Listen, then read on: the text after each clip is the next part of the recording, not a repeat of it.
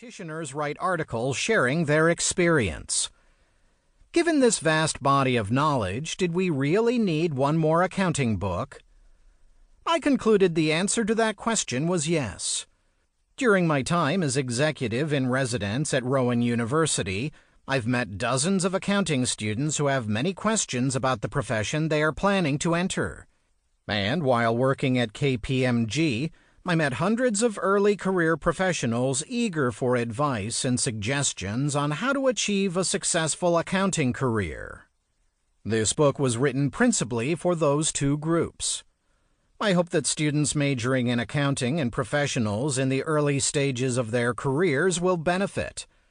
While people embark on their academic and professional careers at a variety of ages, many of the people this book aims to help will be between the ages of 18 and 28. I hope the book will also be helpful to others further along in their careers. Before starting this project, I did some research to see whether a book like this had been written. I found some books by accountants that were essentially memoirs. While there was some advice sprinkled throughout these books, they did not appear to be written primarily to offer advice. Similarly, there are books that explore accounting career paths and options, but they don't include a lot of practical advice on achieving success. This book is an attempt to fill that void.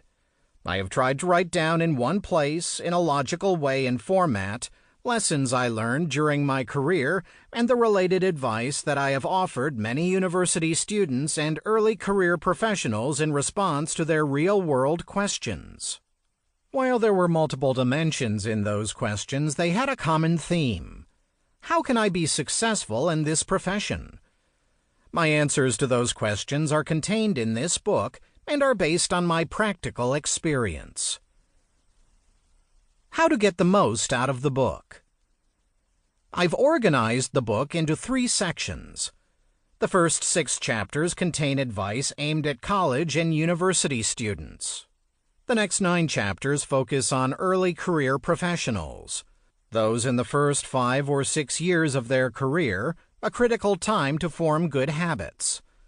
The final 3 chapters contain advice that I believe can benefit accountants of all ages.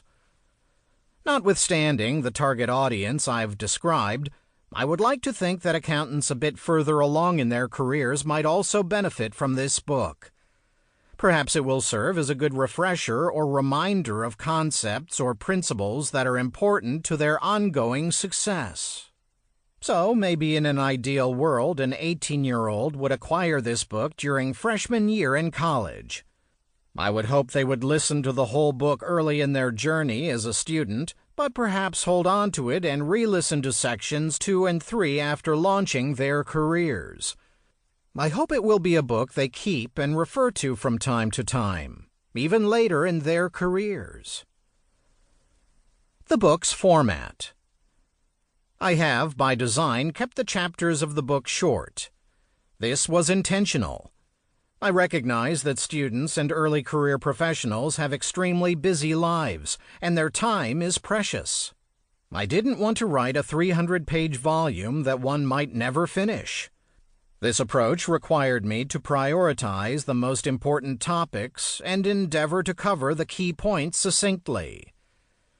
At the beginning of each chapter, I have highlighted the key takeaway from the chapter. The intent is to let one know the most important concept or advice right up front before delving into details. Each chapter also includes an anecdote describing something I experienced during my career that illustrates the guidance in that chapter in a real-world way. Each chapter also includes food for thought, a quotation that reinforces the advice that precedes it.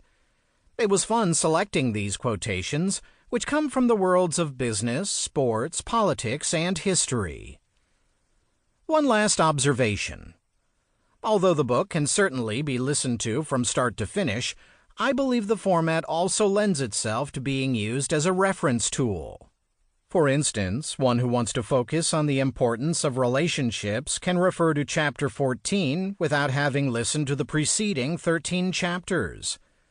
This feature may be particularly helpful to those looking for a refresher on certain topics.